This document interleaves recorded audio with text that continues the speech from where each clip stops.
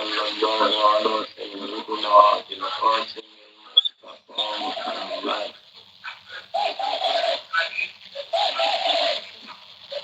وآله الطاهرين ولعنة الله على أعدائهم أجمعين من الآن إلى قيام يوم الدين آمين يا رب العالمين.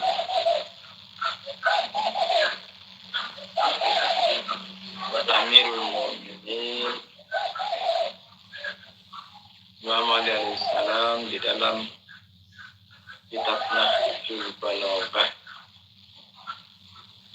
diriwayatkan pada hikmah yang ke-51 diriwayatkan bahwa alaihi salam aibuka masturun ma'as'adaka jannuk.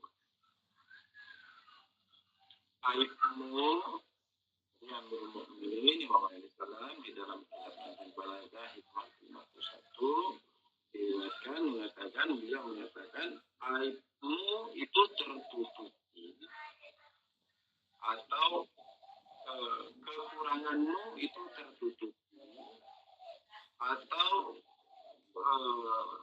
keburukanmu itu tertutupi selama keberuntungan masih bersama. Apa? Jadi aibuka masturun ma'as'adakal jannuk. Keburukanmu, kekuranganmu dan aibmu tertutupi selama keberuntungan masih bersama. Ini hikmah yang ke-51. Tapi apa maksudnya? Apa maksudnya beliau alaihissalam mengatakan aibmu tertutupi selama keberuntungan masih bersama? Pertanyaan yang pertama, apakah ada yang namanya keberuntungan? Ini satu. Dan apa maksud keberuntungan di dalam perkataan beliau? Ini dua. Sehingga kita bisa lebih memahami maksud dari perkataan beliau. Ini bisa lebih dekat kepada maksud. Apa itu keberuntungan? Dan apakah keberuntungan itu ada? Keberuntungan terkadang dimaknai dengan kebetulan. Keberuntungan terkadang dimaknai dengan kebetulan. Sebagaimana misalnya kita lagi duduk-duduk di rumah, tiba-tiba ada orang bagi-bagi, ada misalnya bagi-bagi makanan gitu. Dan orang yang bagi-bagi makanan ini, misalnya orang yang bagi-bagi makanan ini hanya membagi makanannya kepada orang yang duduk di depan rumah. Jadi kalau orang tidak duduk di depan rumah, dia tidak bagi. Nah, pada saat itu kita sedang duduk di depan rumah. Lalu kita mengatakan apa? Wah, ini keberuntungan saya. Ini keberuntungan saya. Yani apa? Yani dia mengatakan ini kebetulan saja saya lagi duduk-duduk di sini. Biasanya saya tidak duduk-duduk di depan rumah. Biasanya saya di dalam rumah, ya nyapu, ya nyuci piring, ya pulang. Lah kebetulan sekarang ini saya lagi duduk di depan rumah dan orang lewat memberi makanan atau ngasih hadiah dan hanya diberikan bagi orang yang duduk di depan rumah. Nah, kata keberuntungan yang dipakai itu dimaknai dengan kebetulan. Ini satu. Apakah ini ada? Jadi apakah kebetulan itu ada? dikatakan kebetulan itu tidak ada. Apa maksudnya kebetulan tidak ada? Yani kalau maksudnya kebetulan itu adalah kejadian atau suatu peristiwa yang terjadi begitu saja tanpa sebab akibat, maka kita tidak menerimanya. Itulah mengapa di dalam hikmah, di dalam filsafat dan ikhwan, di dalam mantik, dalam ilmu kalam, dikatakan kita tidak menerima sesuatu yang kebetulan. Jadi tidak ada sesuatu yang kebetulan. Semuanya terjadi berdasarkan sebab akibat. Semua terjadi berdasarkan kausalitas.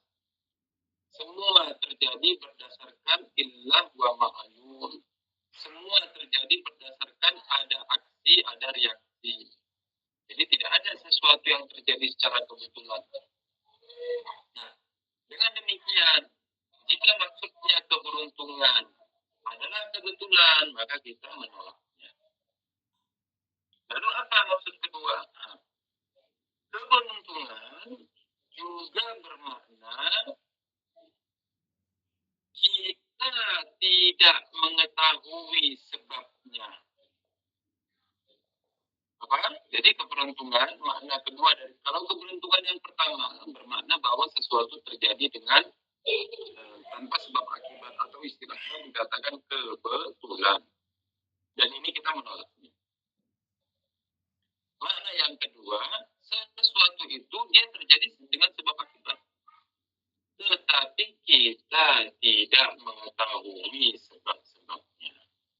Kita tidak mengetahui sebab-sebabnya. Nah, makna ini itu bisa dipakai dalam riwayat.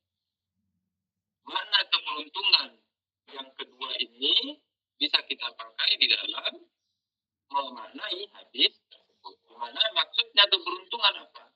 Keberuntungan adalah terjadinya suatu peristiwa yang menguntungkan bagi kita. Jadi keberuntungan adalah terjadinya suatu peristiwa yang menguntungkan bagi kita. Namun sebab-sebab peristiwa tersebut tidak kita ketahui. Sebab-sebab peristiwa tersebut terjadi dari kita. Sebab-sebab peristiwa tersebut tersembunyi dari kita. Nah, ini makna yang kedua. Contoh misalnya begini. Anggaplah kita lagi Anda tahu ya apakah benar atau tidak. Jadi di Indonesia itu misalnya ada contohnya masih meragukan sih. Anggaplah bank syariah ya, anggaplah bank syariah. Saya tidak mengatakan bahwa bank di Indonesia itu adalah bank syariah, enggak. Tetapi saya mengatakan anggaplah ada bank syariah. Jadi tolong dipahami bahwa saya tidak sedang mengatakan bahwa perbankan yang di Indonesia itu adalah syariah, enggak. Saya tidak mengatakan. Yang saya katakan anggaplah ada satu bank syariah. Oke? Anggaplah ada satu bank syariah. Di mana bank syariah ini perbankan atau contoh yang lain deh, yang itu agak susah ya nih, agak kurang bersahabat dengan kita. Kita pakai contoh misalnya nonton. Kita pakai contoh misalnya nonton. Di televisi biasanya di televisi kita di Indonesia kadang-kadang kan ada acara semacam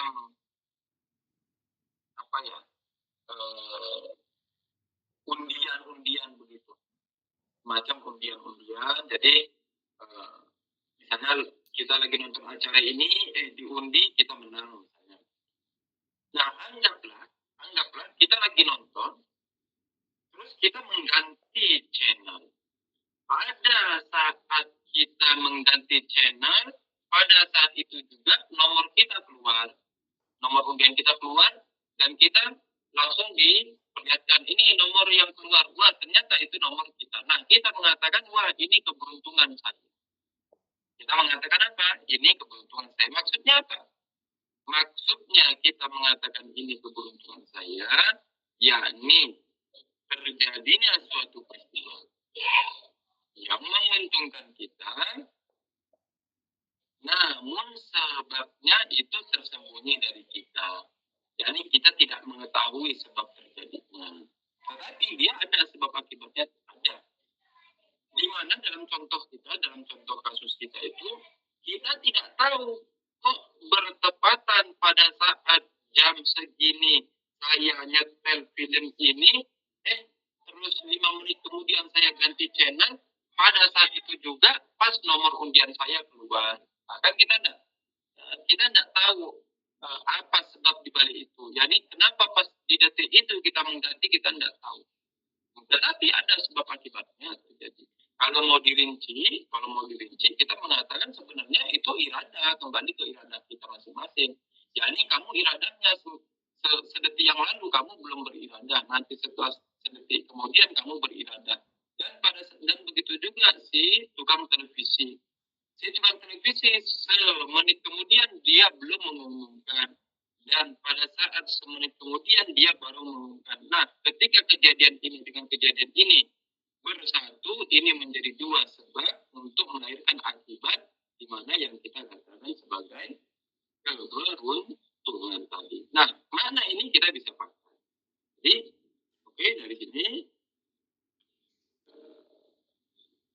barulah kita mulai memaknai hadis. Dikatakan aibuka masturun ma'asadaka jatuh. Dikatakan aibmu, kekuranganmu dan apa istilahnya, kesalahanmu itu tertutupi dan tersembunyikan selama keberuntungan masih bersamamu. Apa maksudnya keberuntungan? Apa maksudnya keberuntungan? Maksudnya keberuntungan bukanlah si kejadian yang kebetulan tadi, bukan. Kenapa? Karena kita menolak kejadian yang kebetulan.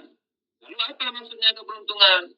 Maksudnya keberuntungan adalah kejadian atau suatu peristiwa di mana sebab terjadinya itu tersembunyi dari kita.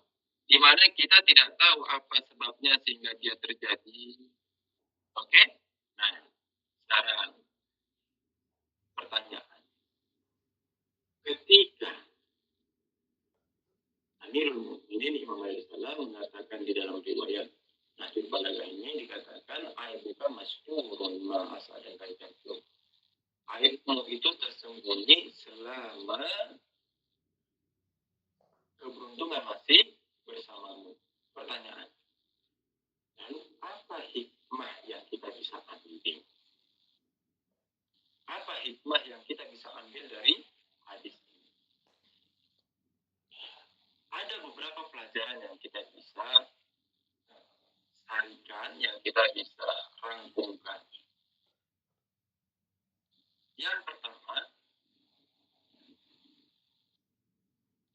ketika dikatakan aib kita tersembunyi, ketika dikatakan kekurangan kita tertutupi, maka hendak mengajarkan kepada kita jangan mengira bahwa kita ini suci. Jangan mengira bahwa kita ini tak berdosa. Jangan mengira bahwa kita ini tak memiliki kekurangan. Jangan mengira bahwa kita ini makhluk sempurna. Tidak. Jadi, riwayat ini hendak menyampaikan kepada kita bahwa Yusuf, jangan dikira bahwa kamu adalah makhluk sempurna. Jangan dikira kamu makhluk mulia. Jangan dikira kamu makhluk yang tak memiliki kekurangan. Jangan dikira kamu makhluk yang tak memiliki aib. Jangan dikira kamu makhluk yang tak memiliki kesalahan. Jikalau seandainya saat ini kamu belum menemukan kekuranganmu, jikalau saat ini kau masih tertutupi kekuranganmu, jikapun seandainya hingga saat ini orang masih menghormatimu, jikapun seandainya hingga saat ini aibmu belum terbuka, maka bukan bermakna bahwa kau tak memiliki aib, Yusuf. Bukan bermakna bahwa kau ini makhluk sempurna, bahwa kau ini makhluk yang tak memiliki kekurangan, bukan. Melainkan apa? Melainkan hanya karena keberuntungan masih berpihak kepadamu. Besok ketika keberuntungan berkhianat, maka seluruh aibmu juga akan terbongkar. Seluruh aibmu juga akan tercium. Dan ini pernah kita bahas sebelumnya di hikmah-hikmah yang lalu, bahwa aib itu bagaikan bangkai. Aib itu bagaikan bangkai. Bangkai itu gimana? Bangkai itu kan berbau busuk, kan ya? Aib kita misalkan bagaikan bangkai, di mana ketika sesuatu itu sudah menjadi bangkai dan kita tutup rapat-rapat sehingga tidak ada keluar udara sehingga nanti baunya bisa mencemari, namun lambat laun menunggu masa seperti bom waktu. Lambat laun menunggu masa, baunya itu akan menyeruak. Baunya itu akan mencemari daerah di sekitar. Nah, bangkai seperti ini, dan aib juga demikian. Di mana ketika seseorang memiliki aib, maka satu-satunya dan hanya kepada zat yang sempurna kita bisa meminta pertolongan dan mengharap disembunyikan aib kita. Makanya salah satu zikir yang mujarrad, yakni zikir para arif billah, dikatakan ya sattarul uyub. Apa? Dikatakan ya sattarul uyub. Apa ya sattarul uyub? Dikatakan duhai engkau zat yang menutupi segala aib. Wahai zat yang engkau menutupi segala kekurangan. Wahai zat yang menyelimuti segala kesalahan. Sehingga apa? Sehingga aib-aib kita itu tersembunyi. Kekurangan kita itu tersembunyi. Bayangin kalau seandainya aib kita ini terbuka luas. Jadi bayangkan seandainya segala kekurangan kita ini diketahui orang lain. Misalnya Pak Ali mengetahui bahwa Yusuf itu begini, aibnya Yusuf 1 ini, aibnya Yusuf 2 ini, aibnya Yusuf 3 ini, 4 ini, 5 ini. Wah, tak terhitung jumlahnya hingga jutaan, bahkan hingga miliaran. Dan begitu juga Pak Tanto dengan misalnya Pak Riza. Pak Tanto bilang, Pak Riza itu aibnya 1, 2, 3, 4, 5, tak terhingga. Nah, misalnya. Bayangin kalau seandainya aib-aib masing-masing dari kita itu diketahui oleh sesama, maka takkan lagi ada senyum di antara kita. Bayangkan jika seandainya sesama kita saling mengetahui semua aib yang ada, yakni Pak Riza tahu aibnya Yusuf dan Yusuf tahu aibnya Pak Riza, maka takkan ada lagi silaturahmi di antara kita. Tak akan ada lagi saling telepon-menelpon di antara kita. Tak akan ada lagi saling tegur-menegur di antara kita. Kenapa? Karena contoh. Misalnya Pak Riza tahu, ternyata Yusuf ini membenci saya. Misalnya. Pak Riza mengatakan, ternyata Yusuf ini membenci saya. Karena apa? Karena aibnya sudah terketahui. Ternyata Yusuf ini benci saya. Pertanyaan, apakah Pak Riza masih mau ketemu sama Yusuf, menelpon Yusuf? Enggak tuh. Kemudian oh ternyata Yusuf ini suka membuka aib orang lain. Wah, ya jelas Pak Tanto tidak akan mau bersahabat dengan Yusuf. Kemudian aib apa lagi? Nauzubillah. Oh ternyata Yusuf ini suka mencari-cari aib orang lain. Wah, tentu siapa? Misalnya Pak Muhammad nggak akan mau bersahabat dan bertegur sapa dengan Yusuf. Kenapa? Karena nanti takut aibnya dicari-cari. Karena Yusuf orangnya mencari-cari aib orang lain. Nah, demikianlah buruknya, demikianlah fatalnya ketika aib kita ini terbongkar.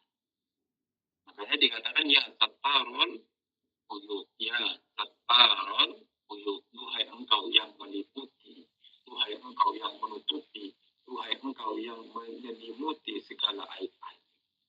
Kenapa? Karena kalau seandainya aib-aib kita ini saling jelas, kalau aib-aib kita ini saling terbuka, kalau aib-aib kita ini saling tampak, maka takkan ada lagi persahabatan di antara kita, takkan ada lagi senyum, senda tawa di antara kita, takkan ada lagi tegur menegur, silaturahim, sawanan, main ke rumah teman, takkan ada lagi. Takkan ada lagi yang namanya lebaran kita saling berkunjung dari satu rumah ke rumah yang lain. Bahkan sesama saudara abang dan adik sekali. Makanya salah satu hikmah kita dilarang untuk mencari-cari tahu aib orang lain. Salah satu hikmah kita dilarang untuk mencari-cari tahu aib orang lain. Untuk apa? Biar kehidupan dunia ini berjalan dengan indah.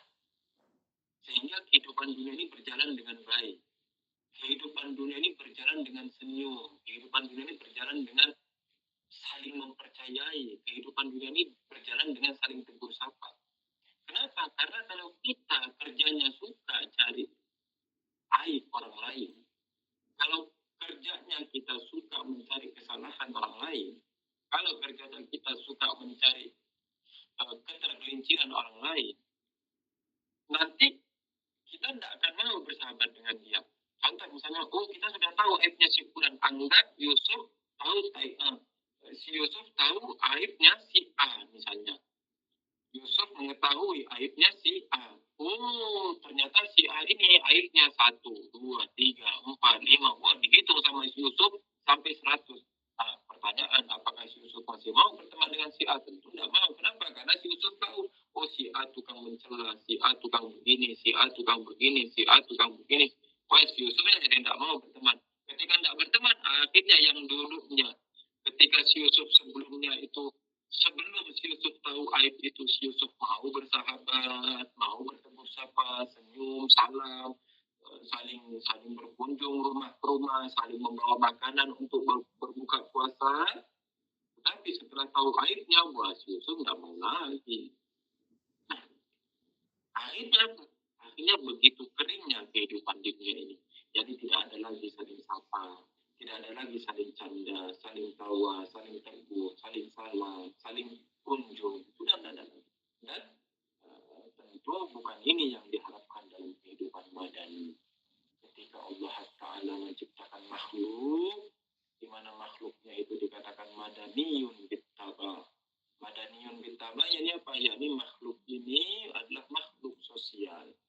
Insan ini adalah insan sosial, maka seyogianya ketika manusia itu insan sosial, seyogianya saling berkunjung, saling bertegur sapa, saling salam menyalam, saling senyum, lempar senyum.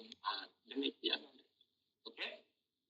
Maka hikmah yang pertama yang kita bisa dapati, dikatakan ketika Amirul Mukminin Imam Ali Salam mengatakan aibuka masturun ma'asa'ada tajadduh, aibmu tertutupi selama keberuntungan masih bersamamu. Hikmah yang kita bisa dapatkan apa?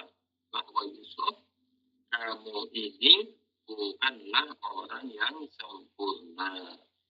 Kamu ini bukanlah orang yang tidak memiliki kekurangan.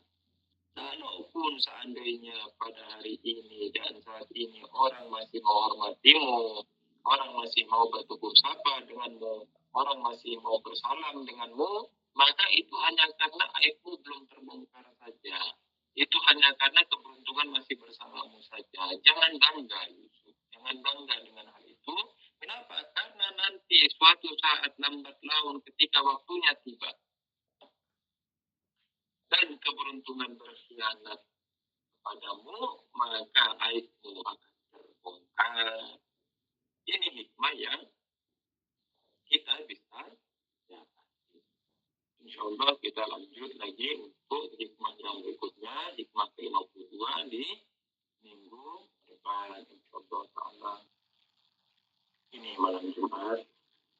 Mari kita ajarkan untuk para kita, ayah kita, ibu kita, adik kita, kakak kita yang telah mendahului kita, paman, ibu, sanak famili, mukminin, mukminat, muslimin, muslimat, di mana saja berada yang telah mendahului kita. Dan kita ajarkan untuk para guru-guru kita, khususnya Mahmud Hasan Abu Ahmad,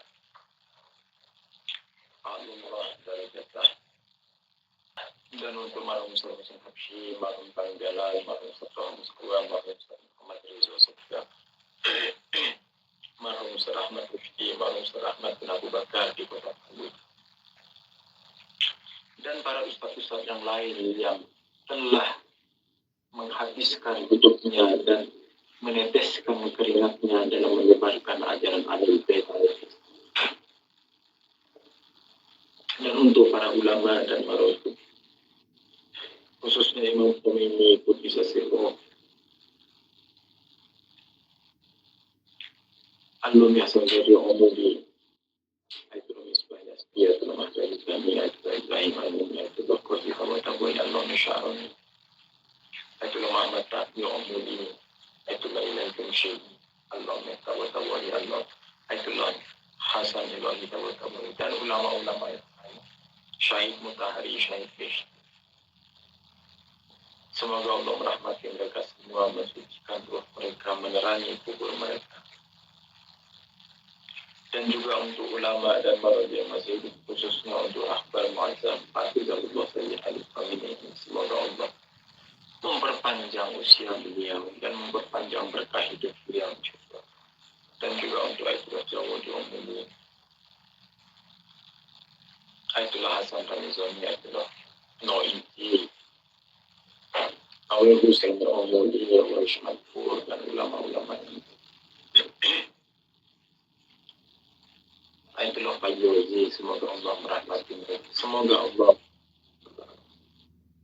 memperpanjang usia mereka semua dan memperpanjang keberkahan dalam hidup mereka. InsyaAllah ta'ala. Dan untuk kujuran Imam Zaman Abdullah Fardun Syarif, Al-Fatihah ma'as-salamat. Allahumma salli ala Muhammad wa ala Muhammad wa ala Allahumma salli ala Siddiqati Fatimah Az-Zakiyah Habibati Habibika wa Nabiyyika wa ummi hibbaika wa asfiyaika allati intajabtaha wa faddaltaha wa akhtartaha ala nisa'i alamin. Allahumma kunit talibanaha mimman zalamaka wa astakhaffa bihaqqika. Allahumma bidannillah. Allahumma wa kama ja'alnahumma a'immatil huda wa qalilata sahibil liman wal karimata indal mala'il a'la.